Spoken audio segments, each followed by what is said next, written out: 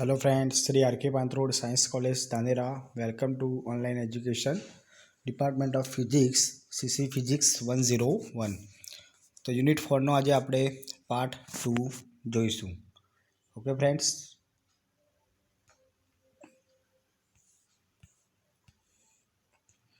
તો question 2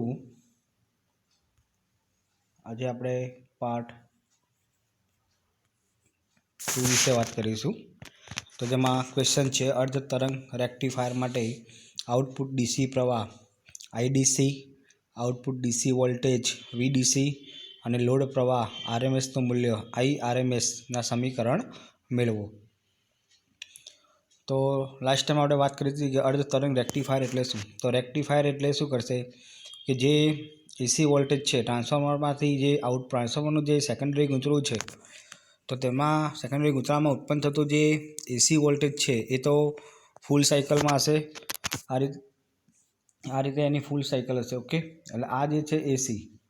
okay, हवे आपणे रेक्टिफायर जोड़ी दईए आनी साथे तो रेक्टिफायर शुं करशे, आ एसी नुं डीसी में कन्वर्सेशन करशे, रूपांतर करशे। एटले जे फूल साइकल है एनी जग्याए आपणने आ रीते वेवफॉर्म मळता हता। ओके, आ रीते वेवफॉर्म एना मळता हता। तो हवे आज आपणे एनुं गणितीय मैथमेटिकल फॉर्म्युला जोईशुं बधाना कि प्रवाह और वोल्टेज माटे आईडीसी और वीडीसी ना सूत्रों के आपने केवी रीते मळे तेनी वात करीशुं। तो आउटपुट प्रवाह नु डीसी मूल्य जेने आपणे आईडीसी वडे दर्शावीशुं।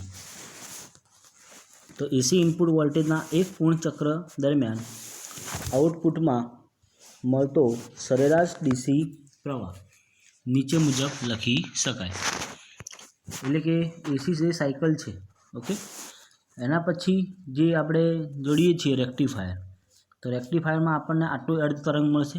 अर्ध तरंग रेक्टिफायर में अर्ध तरंग ज मळे। तो आ अर्ध तरंग दरमियान आपने जे मळतुं प्रवाह जे छे आईडीसी एनुं आपणे फॉर्म्युला अहींया एनुं केल्क्युलेशन करीशुं। तो पहला अपने लिमिट तो अपने फूल लिमिट लईशुं कि भाई 0 थी लई अने 2π सुधी। तो 1/2π इंटीग्रेशन 0 थी 2π IL d⍵t। हवे आपणे शुं करीशुं, आ तरंग परनुं आपणे इंटीग्रेशन संकलन करीशुं अने आपणे कोनुं संकलन मेळववानुं छे तो प्रवाहनुं IL लोड प्रवाह। ओके, अने ए जे खूणो जे छे ए ω t एंगल ω t नी सापेक्षे।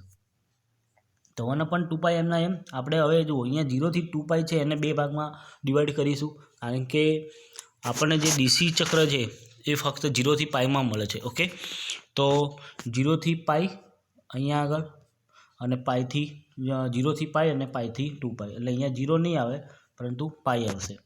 तो 0 थी π IL d⍵t प्लस पाई थी 2π IL d⍵t।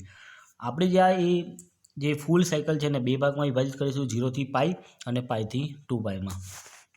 हवे 0 थी π नी अंदर IL नुं समीकरण याद राखवानुं मित्रों। आ साइन कर्व छे एटले एनुं सूत्र थशे I sin ω t प्रमाणे IM sin ω t into d⍵t plus 0 थी 2π इंटू 0। 0 शा माटे, कारण के डीसी है रेक्टिफायर ए शुं फक्त डीसी क्वॉन्टिटी आपे छे एटले के एसी मांथी डीसी में रूपांतर करे छे एटले फूल चक्र न मळता आपणने अर्ध तरंग ज मळशे। तो आ जे पाई थी 2π दरमियान जे छे आ पाई थी 2π दरमियान ए दरमियान आपणने अर्ध चक्र मळतुं नथी। तो ये दरमियान आपणे वोल्टेज के प्रवाह पण मळशे नहीं। तो त्यां आगळ तेनुं मूल्य शुं थशे, शून्य थशे। तो पाई थी 2π नी अंदर वोल्टेज होय के प्रवाह डीसी ए 0 थशे। तो आपणे फक्त ने फक्त अहींया जे IL नुं इंटीग्रेशन करवानुं छे ए फक्त 0 थी π जे लिमिट छे ए दरमियान ज करीशुं। हवे sin ω t नुं शुं थशे इंटीग्रेशन आपणे जाणीए छीए sin ω t नुं थशे माइनस cos ω t। साइन छे अने इंटीग्रेशन छे संकलन छे એટલા માટે આપણે માઇનસમાં લઈશું। तो माइनस cos ω t। ओके, हवे लिमिट मूकी दईशुं 0 थी π। ओके, अपर लिमिट अने लोअर लिमिट 2π जे अचल हता एने आपणे बहार लीधा। हवे आने आपणे किंमत मूकीए तो किंमत मूकीए એટલે IM/2π। हवे माइनस एमने एम राखीए, पहला पाई मूकीए तो cos π નું मूल्य शुं मित्रों -1 थशे એટલે અહીંયા લખ્યું છે -1। હવે જ્યારે લોઅર લિમિટ એટલે કે 0 લિમિટ આપણે મૂકશું એના આગળ આપણે શું મૂકીશું માઇનસ એટલે અહીંયા આવશે માઇનસ। હવે આપણે ફરીથી એ સૂત્રની વાત કરીએ તો શું થશે, અહીંયા આગળ કોસ 0 થશે. હવે કોસ 0ની વેલ્યુ શું થશે, આપણે 1 થશે, પરંતુ અહીંયા આગળ શું છે, માઇનસ છે આગળ કોસની આગળ, એટલે -1. બીજું કે અહીંયા જ્યારે આપણે વેલ્યુ મૂકીએ છીએ મિત્રો, એટલે ફરીથી અહીંયા 0 અને પાઈ આવશે નહીં, અહીંયા લખ્યા છે પણ 0 અને પાઈ આવશે નહીં. તો આ પ્રમાણે હવે આપણે આને સોલ્વ કરીશું તો આપણને શું મળશે, માઇનસ માઇનસ પ્લસ એટલે +1, અને અહીંયા માઇનસ માઇનસ પ્લસ એટલે અહીંયા +1 એટલે 2 થશે. 2 અહીંયા ઉડી જશે એટલે Im/π. અને આ આપણને જે સૂત્ર મળ્યું મિત્રો IDC, એ આપણને અર્ધચક્ર દરમિયાન મળતું ડીસી પ્રવાહનું સૂત્ર છે. અથવા તો એમ કે જે સમીકરણ 7 પરથી જે આગળ સમીકરણ 7 એના પર આપણે સૂત્ર મેળવ્યું હતું કે I = V/R. તો I = જે તમારું પ્રવાહ છે એ V/R, એટલે અહીંયા Vm/π RL + RF થશે. V/R પ્રમાણે Vm/π RL + RF. જે આગળ આપણે જે સમીકરણ જોયું હતું એ સૂત્ર પરથી પણ IDC આ પ્રમાણે મળી શકે છે. તો આ થઈ ગયું મિત્રો IDCનું મૂલ્ય. હવે આપણે બીજા નંબરનો પાર્ટ કે લોડ પ્રવાહ RMSનું મૂલ્ય મેળવવું. હવે RMS શું છે, તો RMS એટલે રૂટ મીન સ્ક્વેર. તો એસી ચક્ર દરમિયાન જે પ્રવાહ જે છે એનું રૂટ મીન સ્ક્વેર મૂલ્ય આપણને મળે છે, તો એનું પણ આપણે સૂત્ર તારવી નાખીએ. તો RMS એટલે કે રૂટ મીન સ્ક્વેર મૂલ્ય એટલે કે આપેલ રાશિના વર્ગના સરેરાશના વર્ગનું મૂલ્ય RMS મૂલ્યની વ્યાખ્યા મુજબ. હવે IDCનું જે સૂત્ર હતું એનાથી થોડોક જ ફરક પડશે. આ વર્ગમૂળમાં ક્વોન્ટિટી લઈશું અને આમાં સ્ક્વેર થશે IL સ્ક્વેરનો. ઓકે, તો આપણે શું લખીશું, IRMS = √1/2π ઇન્ટિગ્રેશન 0 થી 2π IL² dωt. ફરીથી આપણે લિમિટને બે ભાગમાં ડિવાઈડ કરીશું, 0 થી π અને π થી 2πમાં. બાકી બધું પદ એમના એમ. ફરીથી આપણે વાત કરીએ અહીંયા આગળ કે π થી 2π દરમિયાન ડીસી છે એટલે શું થશે, 0 થશે. તો IRMS = 1/2π 0 થી π. હવે IL = Im sin ωt. તો સ્ક્વેર છે ક્વોન્ટિટીનો, તો બંનેનો સ્ક્વેર થશે એટલે કે Im² sin² ωt dωt, અને આ જમણી બાજુનું પદ એમના એમ 0 થઈ જશે. હવે સોલ્વ કરીએ તો આપણે શું થશે, અહીંયા Im²/2π આપણે બહાર કાઢી દઈએ તો 0 થી π sin² ωt dωt. હવે આનું ઇન્ટિગ્રેશન કરતાં પહેલાં આપણે એક સૂત્ર મૂકીશું sin² θનું. તો 1 sin² θનું થશે 1, આપણે જે સૂત્ર હતું કે ભાઈ sin² θ છે એનું સૂત્ર થશે 1 - cos 2θ/2. અને આ સૂત્રની મદદથી આપણે અહીંયા 1 - cos 2 θની જગ્યાએ અહીંયા ωt છે તો ωt/2 મૂકીશું, dωt એમના એમ ⁻1/2. ખાલી તમારે યાદ રાખવાનું મિત્રો કે sin² ωt એટલે sin² θનું સૂત્ર મૂક્યું છે. ઓકે, હવે સૂત્ર મૂક્યા બાદ હવે તેનું અલગ અલગ આપણે ઇન્ટિગ્રેશન કરીશું. તો 1/2 dωt, તો 1/2 ωt થશે. તો અહીંયા આપણે ઇન્ટિગ્રેશન મળી ગયું છે, તો ωt/2. અહીંયા જો પાછી અહીંયા ભૂલ છે, ઇન્ટિગ્રેશન અહીંયા પણ આવશે નહીં.